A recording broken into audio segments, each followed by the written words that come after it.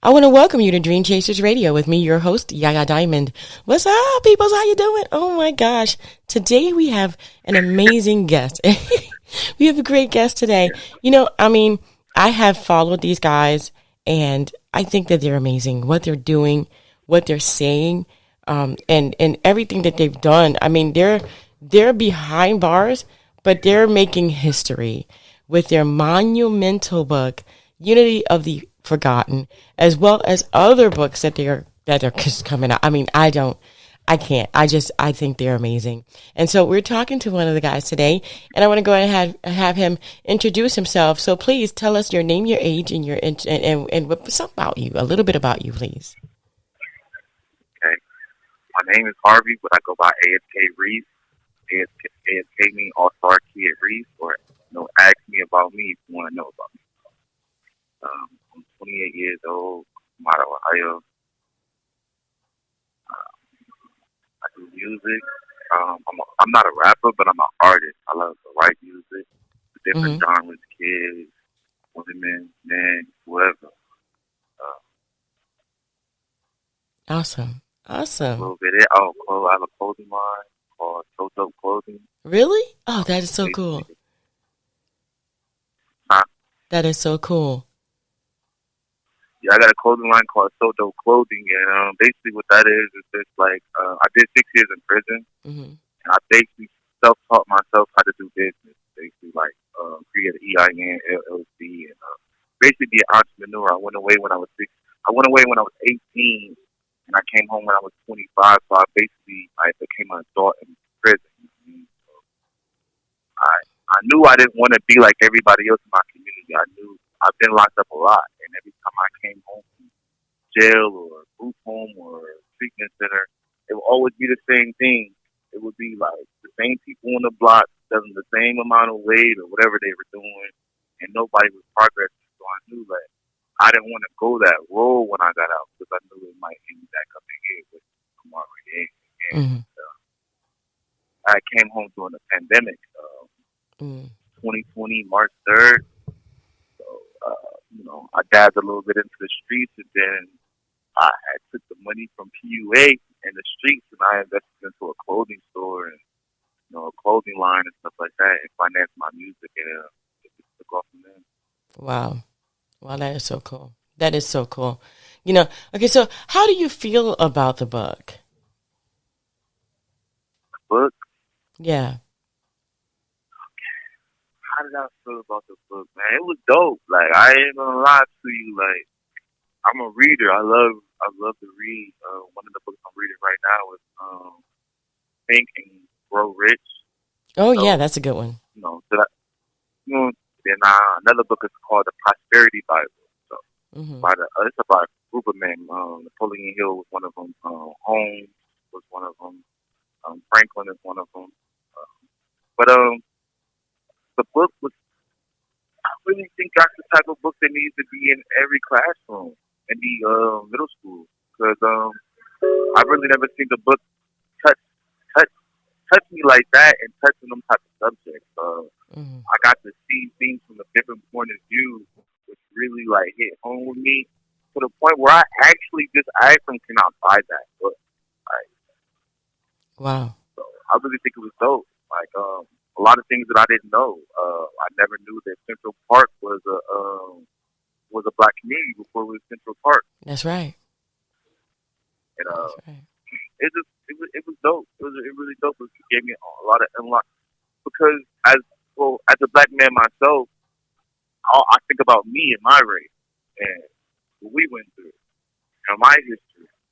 And it kind of seems like no other history exists because you're just worried about yourself. And then when you get to reading in the book and you get to seeing other people's background and where they come from, one of the stories in the book was this white gentleman he was in a relationship with a black woman and she had 6 kids and he loved them kids and he knew he had to take care of them. He was willing to take care of them kids. You know what I'm saying? Those were his kids. He was stepping up to the plate and he didn't look at the kids. He didn't look at skin color. Mm-hmm. And saw love. But his family looked at skin color, Yeah. and it was like he was being tugged from different sides. Like his family was like, being racist and stuff. But he stayed true to his heart, and he ended up beefing with his family about it. And I was like, damn, that's deep. I never understood that because I'm just being real with you. We don't really like seeing our sisters with white boys, Yeah. white people. So Mm. I never seen it in that perspective that hey, they go through stuff when they date sisters too, like not being accepted at Christmases or feeling like an outcast or feeling like it's an elephant in the room. You come around, we as black family can get rough and we can get loud and be funny and talk Mm-hmm. shit. So I can understand being in an environment where you feel like out of place or like not unwelcome. Yeah. Yeah, that's true. That Wow. was that was different. You know what I mean? I hear you. And especially with the Latino and the Latinos and the Mexicans, like they go through the same thing we go through. Like I never looked at it like that. Yeah, they do. So, okay, so in this book, there's an interview with an inmate, KP, on page 131. You said it provided you with a new perspective on black racism against whites. Tell us about that. Well, reason why it gave me a different point of view because like, I'm just gonna keep it real with you. Like I'm pro black. I've always been pro black. Like ever since I was in elementary and we had this it was like a museum mannequin count like not challenge but like we had to dress up like my favorite celebrity. I was Ray Charles. We had to dress up like our favorite black celebrities or somebody from like back in the day, historic. Ever since I was in elementary and college when we had to dress up like black or of our history as a person to mannequin as. And it just got me into learning about our history and about where we come from Mm-hmm. and kind of hearing the teacher in classroom depict how Uh-oh. white culture, you know what I mean, white people. And I've been like that ever since. And when as I got older, my mom had moved to a suburbs, basically like it was majority white. So I went basically to all white schools, and it made me even dislike them a little bit more. Not like all of them, but it made me kind of like be airy towards them because I would be walking down the hallway and it would be like a white boy maybe hiding behind another person yelling nigger to me. I turn around, it's like 50 white people in the hallway. I don't know who yelled it. It's just like, but these are just fake people who want to be my friend, and they're touching my hair. Oh, you got long white afro, and you know what I mean. White Yeah. girls want to date me just because my skin color, because they never dated a black person, not because they like me or love me or really want to be with me. So things like that was different for me. And then I got 33 juvenile cases. So no, I've been around black COs and white COs basically since the age of 11. I've been on probation since the age of 11, and it's just how they treated us when I was locked up. Like, they really didn't have too much care for us. They didn't really respect us. But the thing about that was when I went to do my time, in prison, this what really made me dislike white people because the COs were racist. Yeah. But it would be the COs that you wouldn't think that were racist. That the ones from the hood, Mm. or you know what I mean, the ones that was local, the ones that talk about they got a black girlfriend or a black child, or you know what I'm saying, they got black friends and stuff like that. But when they're around their own, they show who they really are, how they really feel. Or to me, I feel like even the ones that weren't racist, if you didn't really speak up on it, and that's the kind of ones I don't really like that much. If you don't speak up on racism, or you hear it, you will pull me to the side and say you're not racist and you don't like that. you would let it slide when you were in front of another CEO, Mm. another white CEO, or this is going on. I feel like you just worse if you ain't gonna speak up on it, them just and just let it happen, and Mm-hmm. then try to pull me to the side, make me feel different, or make me feel comfortable with you when I know that a true man, a true a person who's caring and you know what I mean, loving them, really care about life and just care about humans and all. But you know what I mean? They're gonna speak out. Yeah. They're gonna speak out. They're gonna say something. Wrong is wrong. You know what I mean? You ain't gonna keep your mouth shut. So I when I went to Lucasville, which is like maximum security prison in Ohio, one of the worst prisons in Ohio, and that's all you see is racism, how they would treat. Like I've never really been in a place where I felt like I could lose my life. You know what I mean? Like I Mm. grew up in the hood. You know what I'm saying? You got whites, blacks, Hispanics, and stuff like that. You know what I'm saying? We all mind our business. We all do what we do. You know, I never really seen no racism in my community. Like, unless I never really seen racism until I probably got to, like I said, like 11 and 12 when I went to the suburbs. Mm. Because you know we all from poverty. That's how it is as a white. Like I had white friends, not a lot. You know what I'm saying? I had black friends. I had like Mexican friends. You know what I'm saying? Never really seen no racism like where I'm from. So Wow. I went to the suburbs. When I went to Lucasville,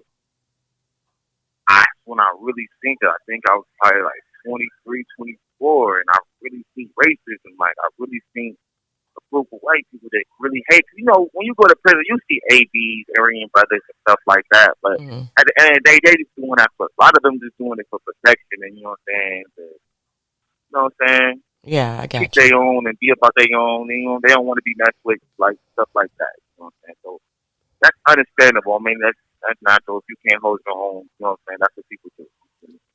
But to see people really ganged up on black, I didn't see that until I went to maximum security prison. And it's crazy because I feel like, yo, I really could lose my life here. Like these white Yeah. people ain't playing. Like they nigga this, nigga that, fuck you, we'll hang you. Like I've been in prison, like I said, for 6 years. I never really seen a lot of deaths until I went to Lucasville. You have 1 minute remaining. I was only in Lucasville for 15 months, and I've seen 7 black people get hung.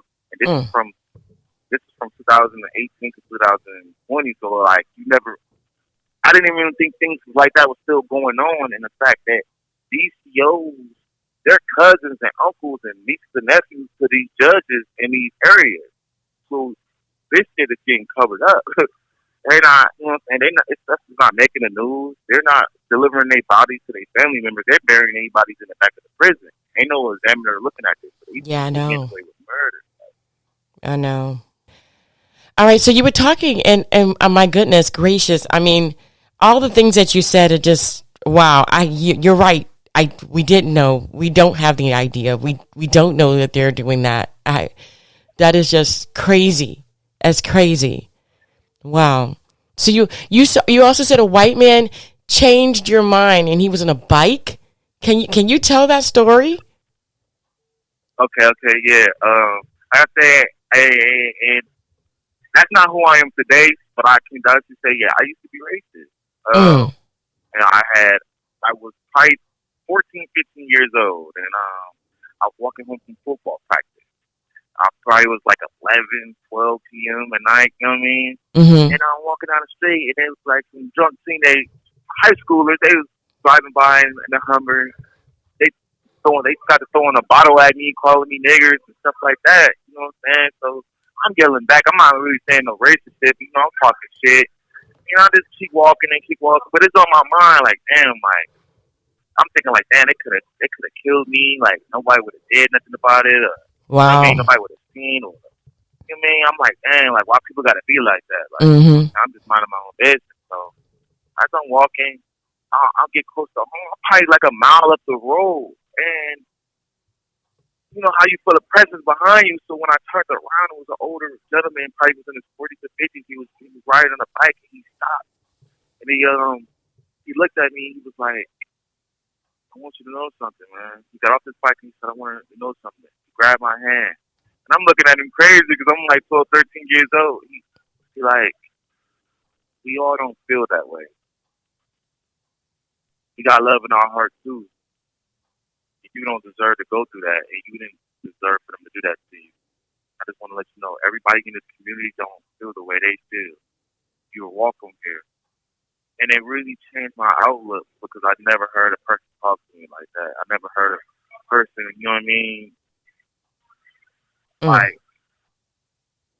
do that, you know what I mean? Like, I never heard a person come at me like that or, you know, say something. I never expected that. Like, yeah. It just made me look different, look on things different, like, you know what I'm saying? So, it touched me. It changed me. It changed my own look. Like, man, like, everybody's not racist. Everybody's not out to get you or to enslave you or to put you down or make you feel less than. It's people, it's white people out here that they got love for black people too, and got love for this human race and all. And that maybe I need to chill because, you know, I didn't let people in. Especially I didn't let white people in. I really never really like deal with them, all like that. And it made me like, you know, made me deal with them more, made me accept them more, and made me try to understand. At least if I did feel like a person was racist, you know what I'm saying, I would try to get an understanding with them. Or sometimes they weren't racist, and you know what I'm saying, I had to learn them. And, I just wasn't out there. It wasn't all about kill whitey. Before it was all kill whitey. And then after that, it was like, all right, I didn't know my environment. I need to learn people. I need to be more social and learn people. Wow. Yeah, that was a game changer for me. I'm very happy that changed your mind. I'm very, very happy.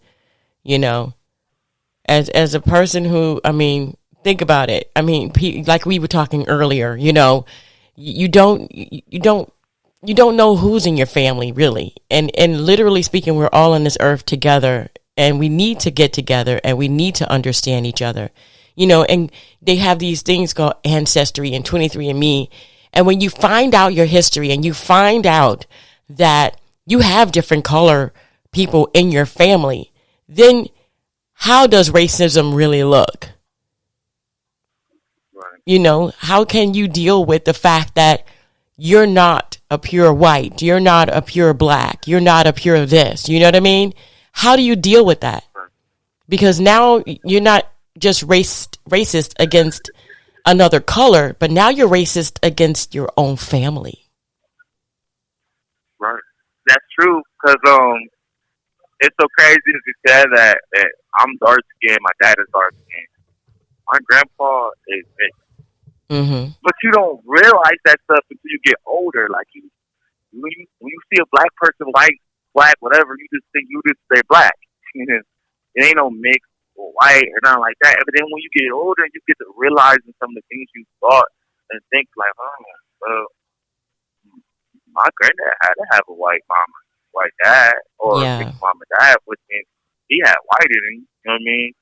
So to be judgmental towards a light skinned person or a white person would be judgmental towards my grandpa. Exactly. He loved me to death. Yep. You're right. It's a weird situation, but we got to be able to handle this as people.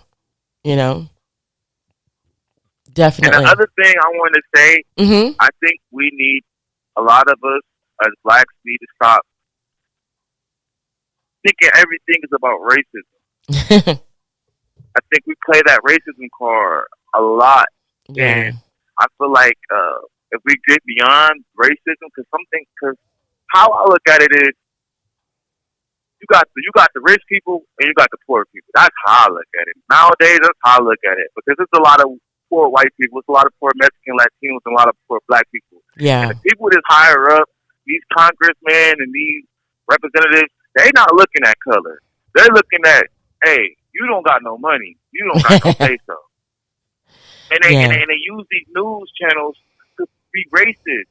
A lot of black officers kill black people, but they don't put that on the news. They put white people killing black people, because I feel like that's what they want us to focus on. These people think you're racist, If we make them think everything in life is racist, they're not gonna focus on voting.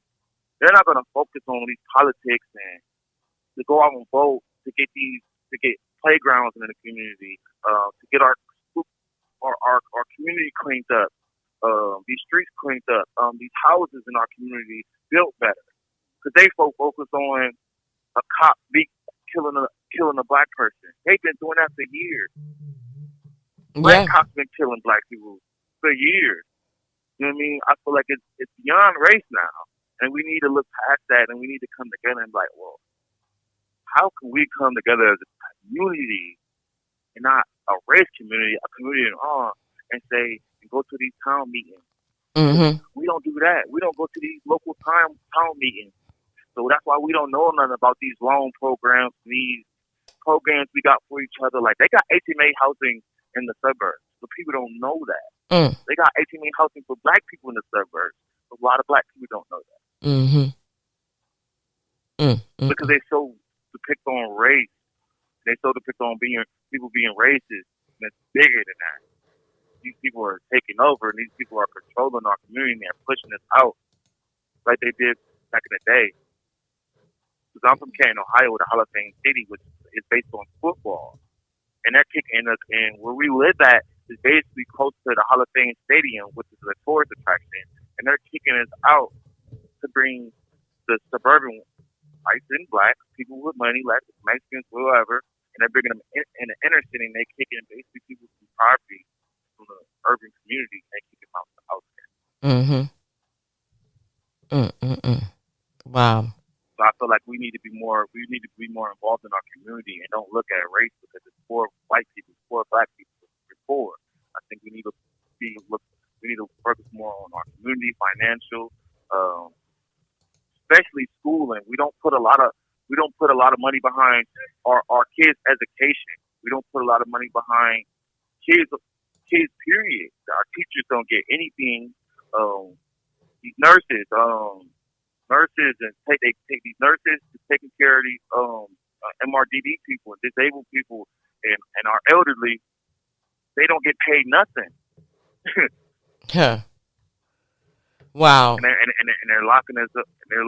I think we need to focus more on the community, not the race. You're right. If we better our community, then we can better our situation. We have all these Chinese people, and I'm not being racist. You got Chinese people, you got Arabic people who don't live in black urban communities, but own all these businesses in urban communities. We don't own nothing, but we're complaining about prices being high. But we can control that. Yeah. We complain about food being high. So we control that. We complain about not having a job. But if we own these jobs, these liquor stores, these drive-thrus, these gas stations in our community, then we can help our people. Well, my gosh. Well, I want to thank you so much for being on the show. It's just been a pleasure talking with you and seeing your passion. When are you getting out? Well, I should be getting out of this year. Awesome. And what's your plans after you get out with the book, with your life and your relation? My plan is I want to start a clothing line, and I want to start basically a community center. What I want to do, I want to start a community center in an urban community. I want to not refrain from saying black community, but in an urban community. And what I want to do is, I feel like clothes. I'm really good at designing clothes and making clothes, and I feel like we need to dedicate more of our time to kids. I know one of the issues of me growing up and not being able to focus in school is because I wanted to be liked. I wanted to be accepted. And I didn't have the clothes that other kids had. And I feel like if I had the clothes that other kids had, or if I had the clothes to satisfy who I wanted to be, then I would have made stay focused more in school. So my plans is to make these urban communities where kids can get free clothing.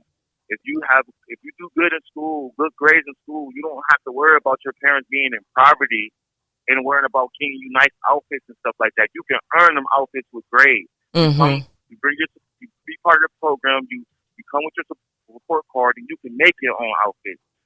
Make your own outfit, and you don't have to put the stress on your parent of having you look nice and that. You can be nice, you look nice yourself. And the goal is basically focus on education. You want these free Jordans, you want these free outfits, you want these free T-shirts, whatever. You want to look G'd up, get an education. Yeah. Let's see your report card. Let's see how you thriving in school, and you can earn that. That's right. That's right. Wow. Well, thank you again so much for being on the show. I am so looking forward to updates and also to you getting out and staying out. Yes. I know you are too. I appreciate you. I appreciate this podcast. I appreciate that book.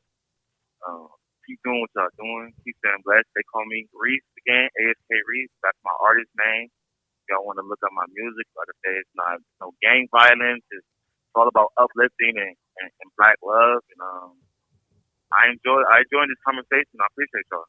Anytime. Y'all have a good day. You too. You too. Yes. I want to thank you guys so much for tuning in. Don't forget to Dare to Be Different. We're going to have that information for you so he can, when he gets out. Thank you for using Global Telling. So when he gets out, you guys will be his support. We need to support each other. And this is a brother that's coming out. And let's all band together to help him stay out, okay? Let's go ahead and get that music. And we're going to go ahead and put that link in the description box below. And again, guys, don't forget to dare to be different. And until next time, bye.